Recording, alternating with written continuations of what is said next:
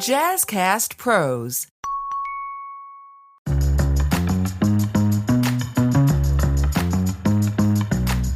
Hello there, my graceful grinders and totally uniquers. This is Dr. Pamela Brown Grinion, and welcome to another episode of the Grace and Grind podcast, where we celebrate stories of strength, transformation, and purpose. And today, we're going to be honoring the journey of a woman who has walked through the fire of adversity and emerged not just unscathed, but refined, stronger, wiser, and more determined than ever. Today, we're going to be talking with Ms. Toi Sweeney, author of Secrets of a Well-Dressed Brand, a TEDx speaker, and founder and CEO of the Well-Dressed Brand. Toi, I'm so happy that we are able to talk today. How are you doing? Thank you so much for having me. I am doing great. How are you? Thank you for everything. Yes, I'm fantastic. It's been a crazy day, but hey, I'm fantastic on purpose. I love it. I love it. So we're going to hear a little bit about Toi's story, how she handled her grind so gracefully, and we know that it is going to be most beneficial to you. So Toi, I just want to jump right in. Tell us a little bit about the defining moment or experience in your life that forced you to pause and say, hey, something is going on here and I got to do something differently. Oh, well, there has been so many, but I had the pleasure of starting my company about 8 years ago. Prior to that, I was a style director at the world's largest home shopping network, QVC. And I was there for 16 years where I got to support all 30 program hosts, creating on-air looks for them, really lean into their personal brand through wardrobe and making sure that those looks impacted the bottom line of a multi-billion-dollar company, of course, right? But through that and something that large at that scale, we're talking about live TV. You're on all the time. There are no off days. It's like working at Disneyland. It's 24 hours a day. I even throughout my career there worked 80 hours a week with the newborn. I remember, just crying to my husband because I was so tired. I know you had to be. All that time, but it was worth it. And so I left there, like I said, 7-8 years ago and launched the Well-Dressed Brand, wrote a best-selling book, as you mentioned in my intro, Secrets of a Well-Dressed Brand. And from that, I have been featured on Forbes.com, BBCnews.com. I've been on, over 30 podcasts. I've been featured in Wear Women's Work magazine. I have been featured in True Eye magazine. Yeah, and I just really focus on personal branding from a narrative, controlling the narrative perspective. I love the resume. Absolutely impressive. I love it. Thank you. Thank you. And it was important to me. And I say all that to say, because, I love how you were kind of painting this picture of grace under fire. And I think that if you would have asked me during that time if I was doing it gracefully, probably I would have said no. You can't see it when you're in it, right? A diamond doesn't look around as it's being formed and cut and say, look at my facets, right? Right. And so I definitely wouldn't have said that, but there was definitely a time in my career where I felt stuck. And I really cut my teeth on the Well-Dressed Brand while at QVC. Prior to that, I worked for companies like Ralph Lauren, Crabtree and Evelyn, White House Black Market. I ran a $15 million sales business for Bloomingdale's in New York City. And so when I got to QVC, it was my dream, and that was why I stayed so long. And it was just the most magical experience. But there is a lot, as you know, if you're working with anyone in any company for that long, those people become your work family. But even through that, you're still, as a Black woman, dealing with, all the things that we have to deal with, being misunderstood, sometimes having a toxic leader, being overlooked. So I was faced in this point in my career where I had no upward mobility. There was nowhere for me to go. There was no role that, that could be created that I could see and nowhere out. And that was kind of really how I started to get my understanding of personal branding at a time when nobody was really talking about it. And so I was put on these 2 large projects at work, and I really started to test out my theories. And all those theories are the ones that I dumped into the book. But even going back further to that, I think it was like 1998, right? When the market crashed, I had a couture level design business that featured evening gowns and bridal gowns. And my down went with the economy went my business. So as we started to climb through that, work through that, I graduated with my fashion design degree, had my fashion marketing business degree already. And I wanted to start a family. I was ready. My husband had been traveling for about 8 years. He was like head of security for, different rock bands. And, we were living a life, and I really wanted to start a family. And so like most of us, I have the talk and I'm like, I need you to come home because I can't do that by myself. Was, of course, then faced with a lot of fertility issues. So life was lifing, to say the least. Life was lifing. Life was lifing. And, there was trouble in our marriage. There was an adjustment from him coming home, being able to flying on private jets and, going from country to country with all these rock bands. And then he has to come home and there's just me. There's no glitz. There's no glamour. There's no, so we were dealing with that adjustment as well. And then just the hard news that my tubes were blocked and that we weren't going to be able to have a child. So, we were so excited to start our in vitro journey. We finally get pregnant. I'm planning my baby shower. I'm at work with all of my friends and everybody is planning their family and having their, all pregnant at the same time, having a wonderful time. And then about 6 months into our pregnancy journey, I had a uterine eruption. Got rushed to the hospital that night. My husband tells me that I passed out, that I had a seizure. I don't recall any of it at all. I just remember the ambulance carrying me down the stairs and asking me if I knew my name, and I remember hearing him tell them that I was pregnant. And so we arrive at the hospital. They're checking everything. Doctor comes in and says that there's been a fetal demise and that I needed to get rushed into surgery immediately because I was bleeding internally.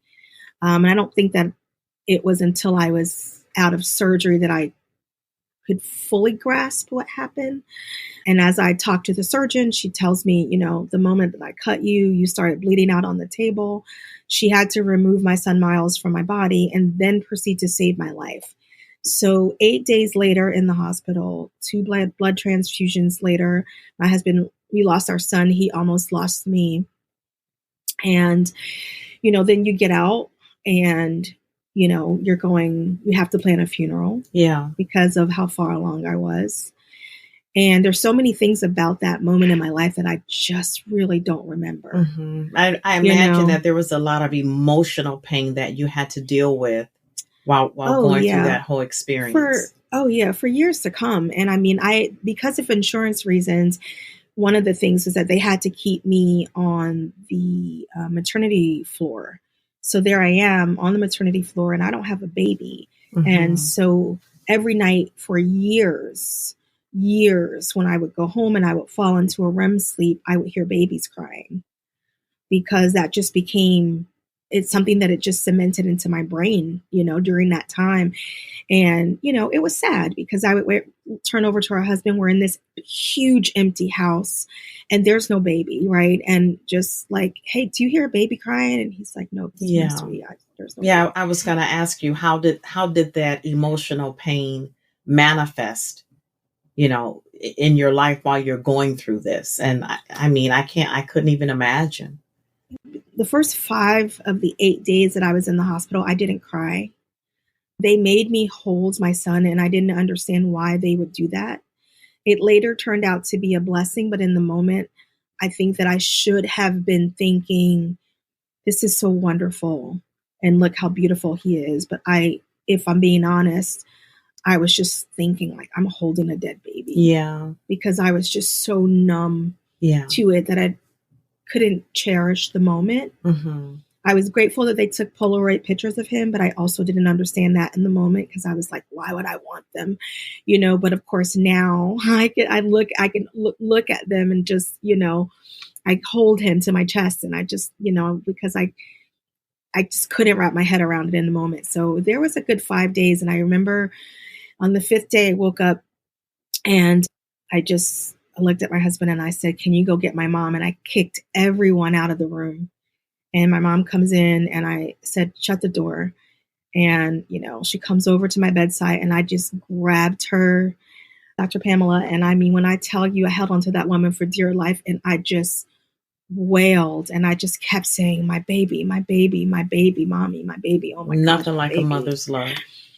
And I just, and it took a while. It took a long time to get through that. And I think that, when people say to me, oh, you had a miscarriage, I really don't identify with that because I feel like, and not that it's true, but my feelings are that when I think of most people who have a miscarriage, they can have another child. Whether they choose to or not is one thing, but they can start again. And for me, it was a wrap. It was done. I didn't understand it. So that was a defining moment in your life. It was one of the defining moments, because, there was no forward as far as being a vehicle throughout my own body. Right. And then you're going back to work and all these women that you were pregnant with, they all have their babies and you don't have yours. And it was just very sad. And so my sister-in-law, who is, at that time she was 53, she's very much white, and she offered to be our surrogate. And she carried our son Tucker for us. And so 15 years later, I get to be Tucker's mom.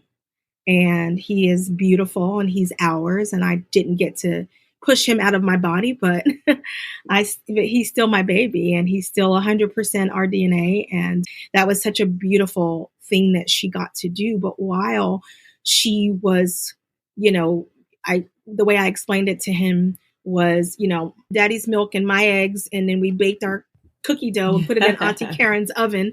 Yeah. And then a year later, I went and knocked on the door and was like, hi, may I have my cookies, please?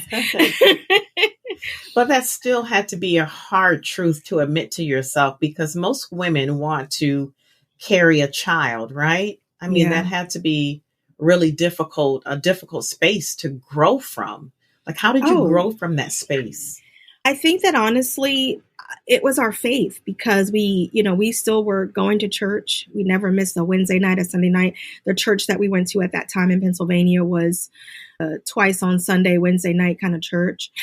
And at Miles's funeral, 12 people, gave their life over to Christ. And, again, none of this we could see or even allow to really penetrate the goodness of it. But months later, people were coming up to us and saying, we were so encouraged by the fact that you were just coming. And for us, we didn't have a choice. We didn't have a choice because you really you're done. You're at ground zero. There's, because at that time we couldn't afford a traditional surrogate, if I'm being honest, right? We were talking about $500,000 we didn't have that kind of money. So that wasn't happening. We're talking about adoption, but I didn't have the strength or the energy to sit through those classes to only have to foster and then have the child taken out of the home because of what we had been through. I didn't feel like I could emotionally handle it because it would still have been like a loss.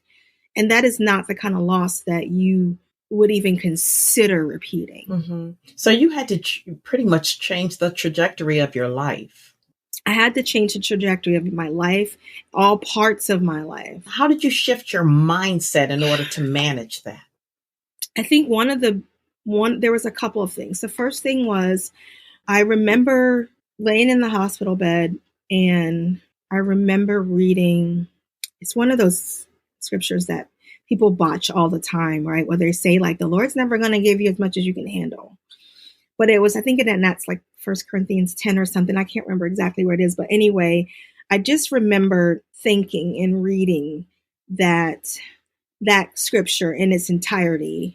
And I was the question came in my spirit. The question that came into my spirit was, would you want somebody else to go through this? In other words, why not you? And as I thought about that, the answer was no. I wouldn't want anybody to go through that. I was like, I'm already in it. it's already happened. So the only way out is through. And so for me to wish that on someone else, like, I don't know, I'm already in the pain. So that was the first thing. The second thing was I kept telling myself that if the Lord loved me enough to give his son to me, he can certainly have mine because he belonged to him anyway. Yes. Yes. And so then I would just repeat to myself every day, as many times as it took. I don't know if it was 30, some days it was 100, some days it was only 2. And I would just keep saying over and over again, something good is coming, something good is coming, something good is coming. And then when I exhausted that mantra, I just would start, Lord, thank you for the good thing that's coming. Thank you for the goodness that's coming. Thank you for that good thing that's coming. I know that something's good is coming. I trust you. Something good is coming. Yeah. And I just held on to that until something good came. Yeah. You know, I really did. And so then the other part of it was that then I had to return to work. And I think that one of the biggest things that came out of it was even the birth of not only my company, but my book and the things that I got to pour into there, especially the section around color, because, you know, I would, you know, like I said, I was there for 16 years. These people were at my wedding. They had been through, my work family was incredible. They had been through a lot of things with me.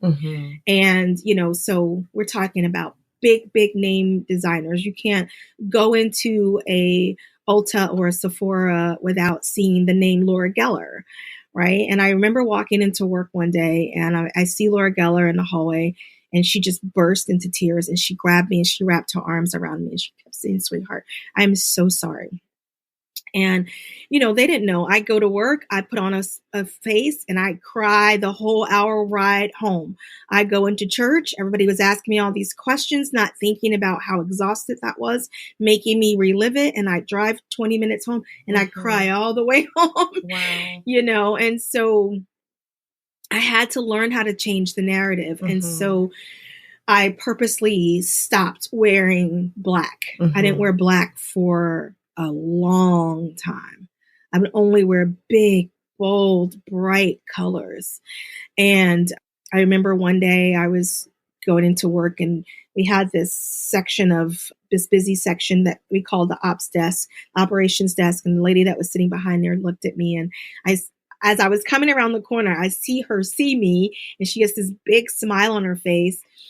And before I could say anything, she just starts smiling. She's like, you look so happy.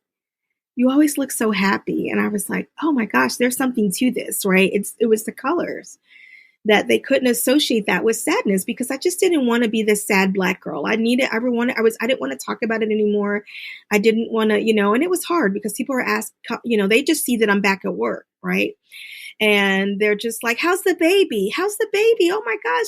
Oh, you had the baby. Oh my gosh. What did you have? And I'd say, oh, I had a little boy. Like, oh, how is he doing? And then I'd go, oh my gosh, like now I got to tell them, you know, and I felt worse for them than I felt for myself because I knew what was coming, you know? Yeah. And then I tell them and then they start crying. And then it was like, then I'm consoling them and telling them it's okay. Yeah, and it when was you just, really needed to be consoled. You know, and it was just like, you know, and so after a while, that just was the thing. And so I would hide in corners and cry if I needed to, if it got to be too much, because like I said, I'm pregnant with all these other girls and hearing their stories. And then I had nothing and I had to just sit there and pretend to look at my computer and type or walk into, you know, the closet where we had all the clothes and shoes and take a moment if I needed to. And, you know, and that was just what it was for a while. But it was so easy to talk about, you know, using your wardrobe as a career strategy because that was what I had to learn to do. I had to learn to change the narrative. And that was something I have been doing since I was in high school. So why not now at one of the most devastating moments of my life? Yeah. So your career. Yeah. Your career helped you to heal. Yeah, because, you know, I get to get up and do what I love. And I thought that there was not going to be anything harder than that until I lost my mom. and I was like, man, when you think about that, just hit different. Yeah. Would you say Right? that was the most difficult part of, you're trying to heal from the loss of the baby and now you have the loss of your mom? Would you say that that was one of the most difficult parts of your healing journey? No, it wasn't, because they weren't close. Mm-hmm. Like by the time my mom had gone, I was already Tucker's mom. She got to spend a lot of time with him. She got to see him and be with him and spend time with him and love him and give him nicknames and all that and all those things. They were really close. She just died 7 years. She died right as I was leaving QVC. And by that time, Tucker was 7, so he had enough time to spend with her. I felt like her and I were just getting started, but we had our time, and she was there when I needed her. Like when Miles died, she was always at my house. Like she was just there in a way that she was never there for me my whole life. But when I needed her in that moment and that season of my life, she was there. I know when I lost my mom, I was just starting to work on my dissertation, and it had already taken me almost 12 years to complete my doctoral journey. And it was one of the most difficult chapters in my life. And I really did feel like giving up, because I felt like I didn't have the capacity to work on my dissertation and grieve the loss of my mom at the same time. Yeah. How did you push through? Because giving up does seem easier sometimes. Can you, share with the listeners, what do you do when giving up seems so much easier, but you know that you can't? I mean, like your Black girl magic, you have to tap into the deepest, most recesses of your ancestral Black girl magic. How did you push through? How do you push through when at times when giving up seems easier? I have to say that I think you have to decide, which sounds so simple, right? But I think that it's just you against you, in the sense of like, who do you need to become in order to be who you need to be? Oh, that's good. What I mean? Please say that again. That is good. Because that's what I try to focus on, right? So if my future self is ahead of me and she's looking back, I can't meet her. I'll never get to meet her if I give up. And so I had to decide at a very young age that was never an option. Like that can't even be in my vocabulary. And I will tell you, recently was the first time that I ever said that out loud, like, about something that had nothing to do with these two situations. I was like, I think I'm just going to quit on my business. I was like, I think I have to just give this up. Yeah, been there. But losing my mom, no, I had the kind of mom that she just hit different. Like she was a different kind of mother. So my mom talked about, I don't ever remember a time in my life where my mom was not preparing me for her death. She was the type of mother that said no all the time. And in my years now, right, I can look back, and because she just showed me how to be resourceful, and sometimes to my detriment, but it was just like, what are you going to do when I'm not here? Yeah. That was everything. Well, how would you get a ride to work if I wasn't here? Mm-hmm. Can you borrow $20 till Friday? No. What would you do if I wasn't here? And so I remember one of the last conversations we had before she passed, I was pulling out of her driveway, and her surgery, she had heart surgery, and she just didn't come home. She never woke up. And I remember like, okay, I'll see you in the morning in the hospital. We were talking about if something happened to her. And I said to her, I'll be okay. And she like walked away, and she walked back to my car, rolled down the window. She looked at me and she said, Toi, you are not going to be okay. And she was right. I wasn't, because it was very different than losing a child, right? I've heard a therapist say once that the hardest thing is losing a child or losing a parent. And I remember like, well, now I've lost both. Like what? And I think that so giving up was never an option. It was a different kind of grief. I didn't cry a lot. I cried a lot for Miles, like just in those moments where I'd be home by myself, like I'd be fine all day.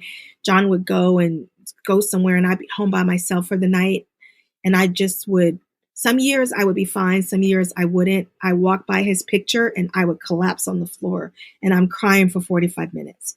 With my mom, I would start trembling like an earthquake inside of me because I think I was trying so hard to be okay and to control it that I couldn't think about being okay. I was just so like just trying to make myself feel the feelings. And even if I would cry, it wasn't audible. I would just tremble and tears would sometimes, like it was great. I had never experienced anything like this. And I was like, what is wrong with me? Like, I just couldn't cry like a normal person. It was just like, I was a lot of shaking, like I had a nervous condition. And I remembered that all I wanted to do was like laugh. So I spent a lot of time on Instagram and TikToks and just laughing my way through. Another one of the things that helped me was I read a book called The 13 Things That Mentally Strong People Don't Do. And that really helped me to shape my mindset because my mom has raised me to be mentally strong. And it was okay to be like, I'm not okay. And the way that I guess I kind of justified it in my mind was something really silly. Like, as a woman, we are born with all of the eggs, right, that we're going to have. So I'm like, oh, when my mom was born, I was already with her, and so of course I feel this way because I'm her, like I'm her, I'm a part of her. So part of me is gone. So of course I'm not going to be okay. And I was okay with not being okay, so, yeah. There is an etiquette to healing from emotional trauma, right? And part of that emotional etiquette is forgiveness. Do you feel like you had to forgive yourself or anyone else while you were going through these traumatic experiences? And if so, how did you do it? Yeah, I had to forgive my mom. And the way that I got through that was I had to focus on what was left. And I was what was left. I'm her legacy. And then I also had to look at her life and try to understand, like when you start to go through therapy and you start to heal and you're looking at your core values and your core beliefs,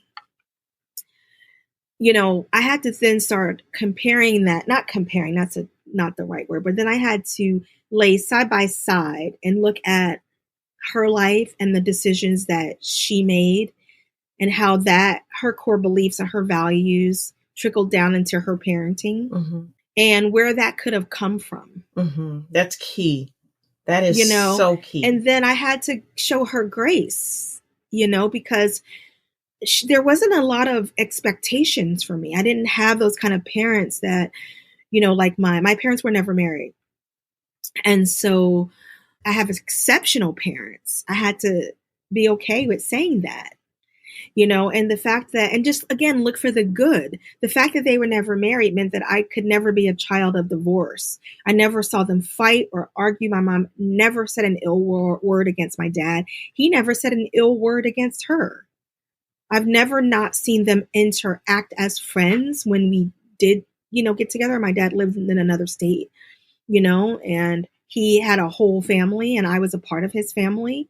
And it's still like that. When I see my sisters, we don't use step and half in my family. Right. We don't. When I see my sisters, we just pick right back up. Right. As if there's never been time apart. And so I had to focus on that and focus on the good. I have an amazing stepmother as well. And, when I went to go visit, they treated me as such. And so I think that I just had to focus on the good and that whole thing about being resourceful, that came out of that time of grief and forgiveness, because when she died, she didn't leave me money. I did not get her life insurance policy. I didn't get anything. And I was feeling some type of way like, well, darn, I've been on my own for so long. And even I was telling my therapist that, like, I was just on this island and she just was like, no, figure it out. Just don't get pregnant, while you're, in high school, whatever. But there was a reason that there were 600 people at her funeral. She was an amazing human. She was the kindest, will give you the shirt off your back, but she wanted different for me. She didn't want me to ever be in a situation where I couldn't take care of myself. That's a legacy in and of itself. Yeah, but I had to come to realize that that was what was going on. It wasn't that she didn't like me or she didn't love me. She wanted to give me what she didn't have. And she had me at 20 years old. I can't even imagine. My grandma, I'm like, you got to leave. That hindsight is 2020. And really people will not understand it until they've lost their mom.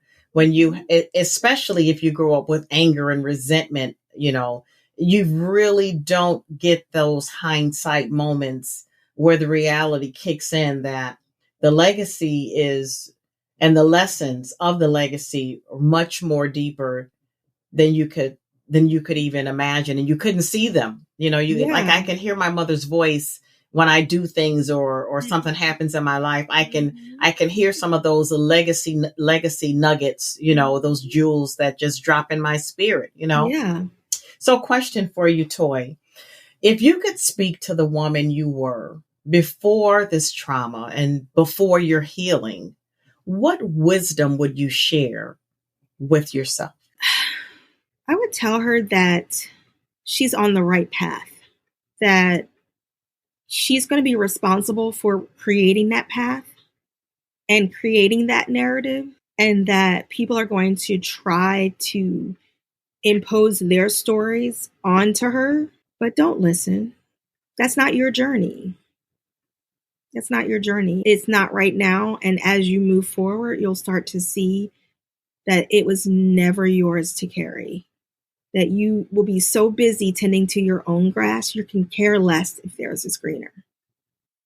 You have an incredible story, and I thank you so, so much for sharing it with us. I feel honored to have listened to the transparent way that you have and the vulnerability that you've described your experiences. It's just, I don't know if you can hear it in my voice, but I'm really, I'm holding back my tears. It's just so emotional. I guess the last question that I would have for you would be, based on everything that you've shared with me and the listeners, what legacy do you hope that your story of grace and grind leaves for the people that are listening? That we are more powerful than we know. We are more powerful than we know. And that every day that you get up and there's breath in your body, you get a chance to stand in that power. That you get to decide and you get to shape the narrative. It's not up to anybody else. It's not up to anybody else. You are so much more powerful than you realize. Thank you so much for being here. Thank you for having me. We've only just met via email, like a week ago, maybe two, if. And I promise you, when you dropped in my spirit, because I was kind of like grasping at straws, like, okay. And it was just like, call Toi. I got you. Today. Yeah. And just thank you for the yes. Thank you for the yes. I mean, thank you for having me. Such an incredible story. You are an incredible woman, an incredible sister. Incredible. I have so much respect for you. Oh. I know that while you were going through it, it wasn't easy. But when I look at you today and see the woman that you are and who you've become and how you've transformed, that wasn't easy. So testament to your strength and the strength of the legacy of strength that your mother poured into you. So hats off to her. Oh, and I'm so sorry for your loss from one sister to another. I completely understand. But we're their legacy. So we get to do that, and we get to pass that baton on to other people. I have a brother, and I have a little brother. I have a lot of siblings, but my mom only had 2 kids, and my brother and I just like, we're like, my stepdad has passed on 3 years ago, and we're rocking it out. We're like, it's us. We are Joyce's kids. Well, wonderful, wonderful, wonderful. Well, that's all we have time for tonight. Thank you again for being here. And I'm sure the listeners are going to fall in love with you and your remarkable, incredible story. And I just look forward to the comments that I know are going to come. You definitely shared some pearls of wisdom. Like I always say to my graceful grinders and totally uniquers, always remember to have a totally unique day on purpose. And we're out until next time.